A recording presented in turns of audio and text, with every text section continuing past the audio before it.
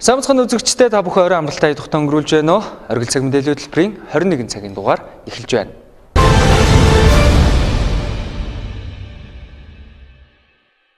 Эхний мэдээ. Өнгөрсөн 2014 оны 5 дугаар сард найрамдал өндөрлөгийн зүүн хэсэгт баригдах соёл спортын цогцлборын барилгын ажлын шавыг тавьсан. За тэгвэл энэхүү цогцлборын барилгыг энэ он багтаан дуусгахаар ажиллаж байгаа юм байна. Өнгөрсөн 2014 оны 5 дугаар сард найрамдал өндөрлөгийн зүүн хэсэгт баригдах соёл спортын цогцлборын барилгын шавыг тавьж байсан. Олон нийтийн дунд энэхүү барилга нь бүхий өргөө гэсэн ташаа олголт байсан. Тэгвэл тухайн хэсэгт баригдах соёл спортын цогцлбор нь спортын болон урлаг соёлын уралдаан тэмцээн тоглолт явагдах боломжтойгоос гадна үзүр үйлчилгээний чиглэлээр ажиллах гин. За энэхүү цогцлборын барилга нь найрамдал өндөрлөгийн зүүн хэсэгт 18,000 м2 талбайд баригдана. Нийт 2,000 хүний суудалтай барилгын ажил одоогоор 30% гүйцэтгэлтэй байгаа гин. Соёл спортын цогцлборын ажлын хэсгийн ахлагчаар Эрдэнэ төлөвлөлтөөр хязгаарлагдмал хариуцлагатай компани ерөнхий захирлын үйлдвэрлэл эрхэлсэн орлогч Даваа самбуу ажиллаж байгаа юм байна. Хамтын үйлдвэр манай одоо нөгөө зөвлөлийн хуралдааны 49 дэх хуралдаанаар юм одоо зохицуулах шийдвэр гарсан.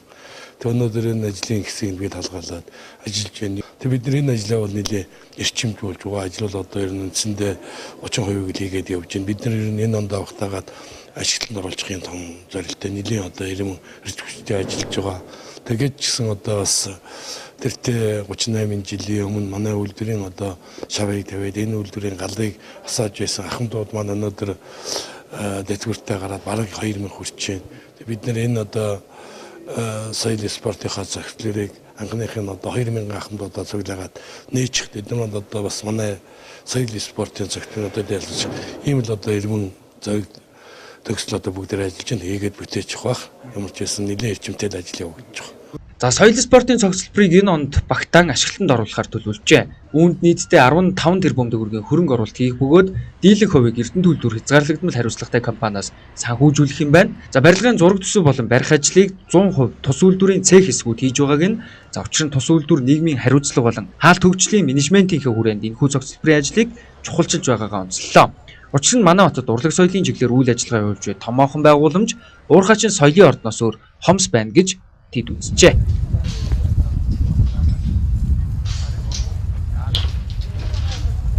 Хөтөлбөр үргэлжилж байна. За жил бүрийн хаврын улиралд ойн хортон шавжны устгалыг хийдэг.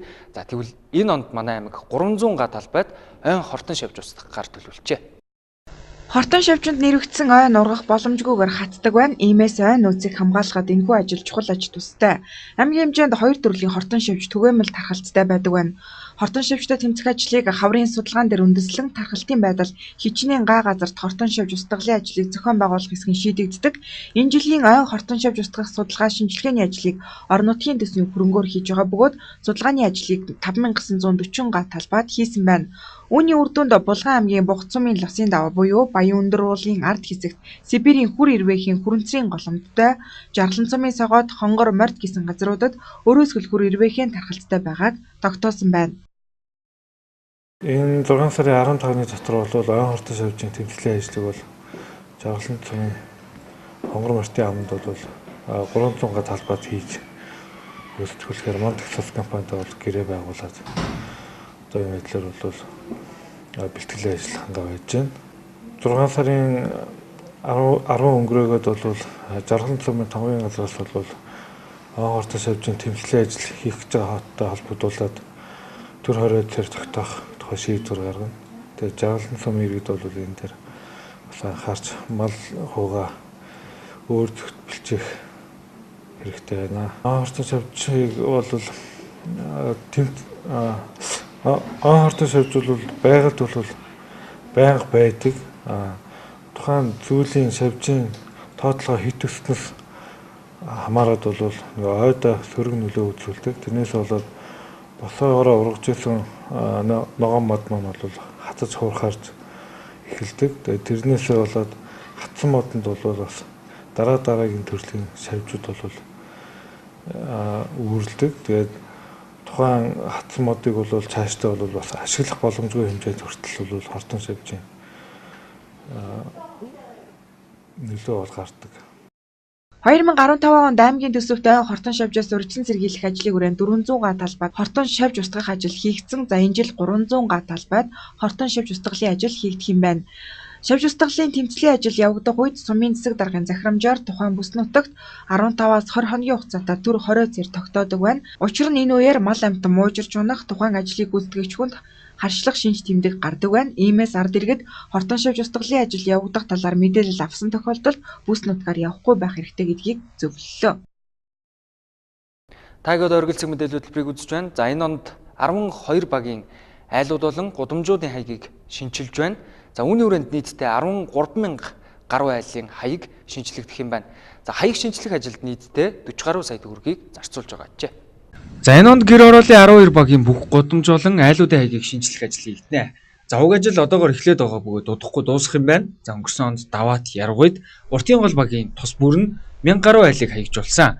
Тэгвэл энэ удаад үлдсэн 12 багийн гудамжнуудын эхлэл төгсгөл болон бүх айлын хаягийг шинжилнэ. За уг ажилд нийтдээ 40 гаруй сая төгрөг зарцуулж байгаа бөгөөд Тод жаргал компани гүйцэтгэж байна. За энэ удаад нийтдээ 13,000 гаруй айлын хаягийг шинжилж байгаа гэсэн тооцоог холбогдох байгууллагуудаас нь хийжээ. За өнгөрсөн жил та нар санаж байгаа 3 шинэ багийн хаяг өгсөн тийм үү? Дугаарыг өгсөн. Тэн дээр бол хууль мөрдсөн байгаа. За энэ жил баян өндөр бол бас гэр орооллын багуудын хаягийг шинжилж байгаа. Энэ нь бол зүгээр хуучин байгаа хаягаа шинээр тодруулж хийж байгаа. А цаашдаа тэр гудамжуудын нэрийг тодорхой болчвол тэр лугаа шилжиж байна.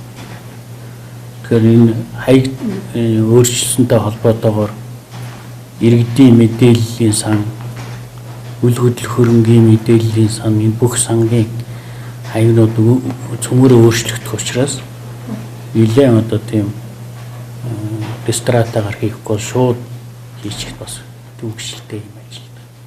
За харин хотын төвийн хаягжуулалтын хувьд манай аймаг хангалтгүй байгааг албаны хүмүүс хэлж байгаа юм. Учир нь улсын хурлаас хаягжуулалтын тухай хуулийг баталсан. Үүнтэй холбоотойгоор дагалдах журам стандарт батлагдаад байгаа юм. Хууль зааснаар гудамж бүр нэртэй байх ёстой. За манай аймгийн хувьд гудамжнуудыг нэрлэлгүй байруудын тоотоор дуудаж заншсан. Цаашид хаягжуулалтын тухай хуулийг хэрэгжүүлэхийн тулд манай аймаг 3,000 гаруй гудамжийг нэртэй болгох шаардлагатай гэж мэргэжлийн байгууллагууд нь үзэж байгааг нь за одоогоор манай хотын 10 гаруй гудамжил албан ёсны нэртэй юм байна. За хууль зааснаар гудамж талбайг нэр хаягтай болгоход шаардлагатай 1 удаагийн зардлыг төрөөс санхүүжүүлэх ёстой. За манай аймаг хотын өнгө төрхийг сайжруулах, холбогдох стандартад нийцсэн байдлаар худалдаан үйлчилгээг төвлөрүүлэх зорилгоор худалдааны гудамжийг байгуулсан. За тэгвэл энэхүү гудамжийн цаашдын үйл ажиллагааг Баян өндөр сумын засаг даргын хамгаалалтын газар хариуцгаар болжээ. Худалдааны гудамж Уурхаачин багийн нутаг дэвсгэрт байгуулагдсан. За энэхүү гудамж байгуулах ажил 2015 онд эхэлсэн бөгөөд уг ажилд 300 орчим сая төгрөгийг зарцуулсан. Үйл ажиллагаа бүрэн хэмжээнд явагдаж үйлчилгээ чиглэл тодорхой болсны үндсэнд тус гудамжийг жилийн 4 улирлын турш тогтмол үйл ажиллагаатай байхаар төлөвлөсөн байдаг. Энэ утгаараа худалдааны гудамж аялал жуулчлалыг хөгжүүлэхэд чухал үүрэгтэй хэмээн үзэж байна. За тус гудамжны үйл ажиллагааг цаашдаа Баян өндөр сум хариуцан ажиллах аймгийн засаг даргын захирамж гарсан байна. Худалдааны гудамжийг одоо олон жил ярьсан ийм ажиллагаа. Энэ бол манай одоо баруун бүсийн, ангаан бүсийн ерөнхийдөө гол төлөөр төв болж өгчөөр ерөнхийдөө явж байгаа хангаан бүсийн долгоор төлөөд. За одоо манай одоо байдлыг харахад бол баруун дэш хангаан бүс дэшэн бол явж байгаагаар дамжин өнгөрөх ба зүйл манай болж байгаа. Тэгээ хөгжлийн ерхий тийг хандлага харахад энэ жадад тусмаа одоо дулааны үйлрэл зурчид баруун дэшээ явах, зарим бүсгэл рүү явах энэ чиглэл бол илүү их нэмэгдэх нэ гэж бид харж байгаа. Тийм учраас бид бол энэ худалдааны гудамжийг жишг болгож зохион байгуулалт гэдэг ийм шийдэл төрж ийм ажил хийгдсэн. Тэгэхээр худалдааны гудамж гэхэд энэ зүгээр худалдаа хийдэг газар гэж хүмүүс ойлгох шиг байна. Тэгэхээр тэр орчин бол худалдааны гудамж байна гэж харж байгаа. Тэгэхээр худалдааны гудамж боловсрол үйлчлэгээ хийгдээд лээд авцсан байгаа. Энэ үйл ажиллагааг авч явах одоо хариуцж авч явах Баян өндөр сумын захирамжаар авч байгаа. Худалдааны гудамж байгуулагдсан холбоотойгоор иргэд олон нийтээс үйл ажиллагаа эрхлэх хүсэлтэд эрүүлж байгаа юм байна. За гэхдээ тус гудамжинд гадна орчинд зүгээр нэг лангуу ажилуулах бус аль болох дотор орчинд тав тухтай байдлаар худалдаа үйлчилгээ эрхлэх боломжийг бий болгоход чиглэгдсэн байна. Түүнчлэн тус гудамжны иргэн тойронд TT хангаан бүс зэрэг томоохон худалдааны төвүүд байрлаж байгаа. Цааш та мөн шинээр ахин худалдааны төв баригдах юм байна. За энэ сарын 1-ний өдрөөс эхлэн тэтгэвэр тэтгэмжийг нэмэгдүүлэхээр холбогдох байгууллагуудаас шийдвэрлсэн. За өнөөдрийн байдлаар манай аймагт 13800 гаруй иргэн тэтгэвэр авч байгаа юм байна. Монгол Улсын засгийн газрын 292 дугаар тогтоол 5 дугаар сарын 30-ны өдөр гарч тэтгэвэр тэтгэмжийн хэмжээг 6 дугаар сарын 1-ний өдрөөс эхлэн нэмэгдүүлэхээр шийдвэрлсэн. Үүнд нийгмийн даатгалын сангаас тэтгэвэр авч байгаа цэргийн групп өндөр насны тэжээгчийн алдсны гээд бүх тэтгэврүүд ижил хэмжээгээр 21 мянган төгрөгөөр нэмэгдсэн байна. За иймээс иргэд тэтгэврийн зүрхөө нийгмийн даатгалын хэлэлцээр ирж бичлэлт хийлгэх шаардлагагүйгээр банкнаас авахыг хэлж байна. Тэтгэврийн доод хэмжээ 230 мянга байсны нь одоо 21 мянган төгрөг нэмэгдээд 251 мянга бүрэн тэтгэврийн доод хэмжээ. Хувь тэнцэн тэтгэврийн доод хэмжээ болохоор зэрэг 216 мянган төгрөг болж 6 сарын 1-ээс өөрчлөлт орж байгаа. Тэгэхээр зэрэг бид нар тэтгэвэр авагч нарынхаа тэтгэврийг болохоор шууд банкаар нь тавиад олох чинь зөрөөгөө тэтгэвэр авагч нар бол банкн дээр очил авчихна. Нийгмийн даатгал дээр ирж бичлэлт хийлгэхгүй юу гэж хүмүүсийг асууж ийн л да. Тэгэхээр зэрэг шууд банкн дээр очиорол гэж зөвлөж хэлэх гэсэн. Энэ оны байдлаар манай аймгийн хэмжээнд нийт 13800 тэтгэвэр авагч байна. Нийгмийн даатгалын сангаас олгох тэтгэврийн хэмжээг засгийн газрын 2014 оны 15, 2015 оны 52 дугаар тогтоолоор 20-с 22 мянган төгрөгөөр тус нэмэгдүүлж байсан байна. За мөн түнчлэн нийгмийн халамжийн тэтгэврийн хэмжээг 6 дугаар сарын 1-ний өдрөөс эхлэн сард 140, асаргааны тэтгэмжийн хэмжээг сард 64 мянган төгрөг байхаар тогтоосон байна.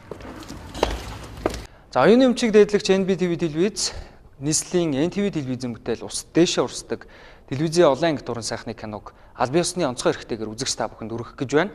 За үзэгч та бүхэн ус дээшээ урсдаг олон ангид киног манай телевизээр маргааш буюу 6 дугаар сарын 3-ны өдрөөс эхлэн даваагаас бямб гарагийн 20 цагт хүлээн авч үзэх боломжтой боллоо.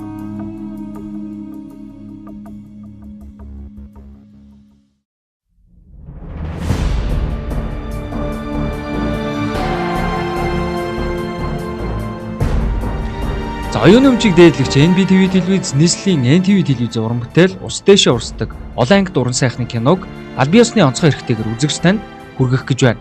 Үзэгч та энэхүү киног маргааш буюу 6 дугаар сарын 3-наас 7 хоног бүрийн даваагаас бямб гарагт 20 цагаас манай телевизээр хүлээн авч үзээрэй. Америк нэгдсэн улсын олон улсын хөгжлийн агентлагийн санхүүжилтээр Монгол улсад Америк нэгдсэн улсын Азийн сангийн хэрэгжүүлж буй ил тод байдал сайн засаглалыг бэхжүүлэх төслийн хүрээнд Globe International төв зоригсон NTV телевиз хамтран ус дээшээ урсдаг телевизийн онц сонирхолтой детектив 28 анги дуран сайхны киног 2014 онд бүтээсэн. За энэхүү киногоор дамжуулан авилга, ашиг сонирхлын зөрчил, эдгээрийн нийгэмд учруулж буй хор уршигын талаар олон нийтийн ойлголт мэдлэгийг дээшлүүлж хандлагыг өөрчлөхийг уран бүтээлчдэн зорьсон байна. За ус дээшээ урсдаг кино төслийг авилгатай тэмцэх газраас дэмжин ажилласан гэнэ. Ус дээшээ урсдаг уран сайхны цуврал телевизийн олон ангид киног бүтээхэд эхнээс нь бид нэр их дэмжиж оролцсон байгаа. Хэдийгээр энэ уран сайхны кинонд дандаа зохиомл хэрэг дээр үндэслэж энэ цувралууд минь гарч байгаа хэдий ч гэсэн нийгэмд яг авилга гэдэг нь өөрөө ямар хор хөнөөлтөй болохыг олон нийтэд нэлээд таниулж өгсөн ийм цуврал кино болсон гэж үзэж байгаа. Тэгээд мөн дээр нь ялангуяа иргэний нийгмийн байгууллагаас өөрөө энэ санаачлах нь гараад тэгээд олон нийтийн олон мэргэжлийн уран бүтээлчид бас оролцоод энэ киног анхны ийм авилгын гэмт хэрэг сонирхлын зөрчилтэй холбоотой киног ингээ бүтээж байгаа нь бидний зүгээс энэ соён гэгэрүүлэх ажлыг бас олон нийтэд түгээн дэлгэрүүлэхэд чиглэж ажилладаг бидний хувьд бол маш их тийм ач холбогдолтой тэгээд бас бидний ажилд их үр нөлөөтэй ийм ажил болсон гэж үзэж байгаа. Сүүлийн үед бас харьцангуй шинэ ойлголт болох сонирхлын зөрчилтэй холбоотой жижигхэн ч гэсэн альва асуудлуудыг энэ киногаараа илэрхийлж олон нийтэд харьцангуй энэ талаар мэдээлэл өгөх талаас нь анхаарч ажиллахыг бас уран бүтээлчидтэй кино зохиол бичиж байгаа улсуудтайгаа байнга санал солилцож хамтарч ажилласан байгаа. Тэгээ ийм учраас би энэ кинонд оролцсон нийт уран бүтээлчид анх санаачилсан Globe International төрийн бас байгууллага тэгээ энэхүү кино бүтгэхэд санхүүгийн хувьд том дэмжлэг үзүүлсэн Америкийн нэгдсэн улсын улсын хөгжлийн агентлаг дээрэс нь Азийн сангийн засаглалын хөтөлбөрийнхээ хамт олонд талархлаа илэрхийлмээр байна. За энэхүү кинонд ашиг сонирхлын зөрчил, авилгатай холбоотой гэмт хэргүүл, тэдгэрийг илрүүлж буй мөрдөгч нарын багийн тухай үзүүлэх 7 түүх буюу 28 ангиас бүрднэ. За энэхүү түүхүүд нь авилгын эсрэг нэгдсэн үндэсний байгууллагын конвенц, авилга, ашиг сонирхлын эсрэг Монгол улсын хууль тогтоомжийн үзэл баримтлалд тулгуурласан. За энэ киноны зохиолыг 6 хүнтэй мэрэгжлийн баг бичжээ. Киноны гол дүр соёлын дөрвөний ажилтан Болдбаатар, Отхон сүх болон жүжигчин Хос Баяр, нэм цогт Батсүх нар тоглосон байна. Тиймээс үзэгч та бүхэн улс дэшээ урсдаг телевизийн олон ангид киног маргааш буюу 6 дугаар сарын 3-наас 7 хоног бүрийн даваагаас бэмб гарагт 20 цагаас манай телевизээр хүлээн авч үзээрэй. Хурдаач. Яа.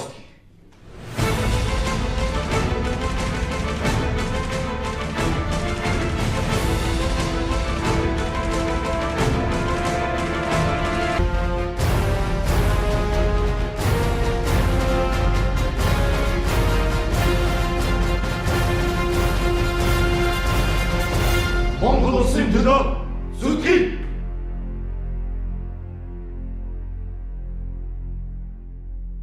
Оргилцэг мэдээллийн хөтөлбөр танд хэрэгтэй ашигтай мэдээллийг дуулгадаг бизнес мэдээгээр үргэлжлэн өргөх болно. Ургах наран цэцэрлэг 4 дахь жилдээ зуны чирэгжүүлэлтийн үйл ажиллагааныхаа бүртгэлийг эхлүүлсэн байна.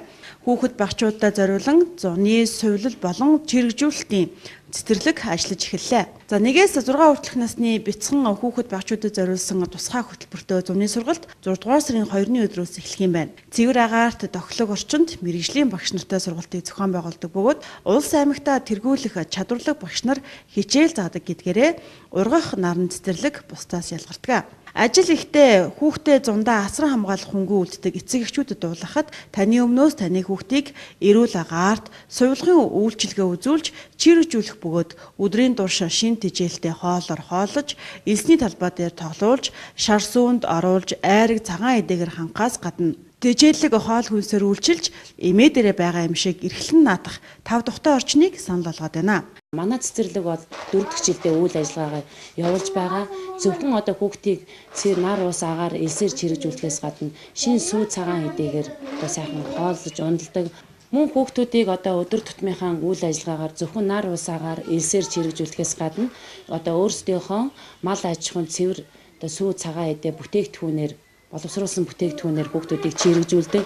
Мөн энэ ардын уламжлалт өргөө гэрээг бол шинээр одоо өргөтгөл барьж энэ жил ашиглалтанд оруулснаар бол бусад одоо цэцэрлэгүүдээс давуу онцлог талтай өдрийн хоол, өдрийн үйл ажиллагаа, өдрийн дэглэмийн дагуу явагдахаас гадна нэмэлтээр хүүхдүүдэд 17-оос 17 цаг 30 минутын хооронд бол нэмэлтээр сүү цагаан эдэг өөрсдөө гар дээр ингэж боловсруулж хүүхдүүдээрээ бас хүүхдүүдтэй өгдөг байгаа.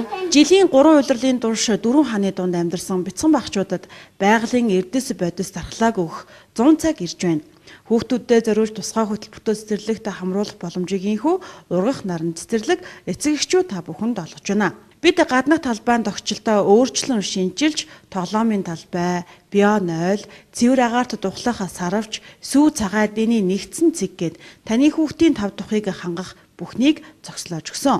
Мэргэжлийн багш, мэргэжлийн сувилагч, мэргэжлийн тооч нар ажилладаг учраас хүүхдийн шим дижээлтэй хоол, биеийн онцлог тохирсон сувилгааг хийхээс гадна эрүүл агаарт аюулгүй орчин тоглох боломжоор хангаж өгснөөрөө давуу талтай. Ургах наран цэцэрлэгийн зуны сургалтанд хамрагдсан хүүхдүүд өвөлдөө дархлаа сайн олж авсан учраас өөрчлөлт бага өртдөг бөгөөд чирэгжүүлэлтэнд сайн хамрагддаг байна. Ургах наран цэцэрлэг өглөө 7:30-аас 8 цаг хүртэл бяцхан багчуудаа хүлээн авах бол оройн 17 цаг 30 минутаас 18 цаг хүртэл ажиллана гэдгийг хэлж байсан. Хэрвээ та хүүхдээ бүртгүүлэхийг хүсэх юм бол яарвчлан 99 тэг 2 31 95 99 35 78 35 гэсэн дугаар руу залгаарай.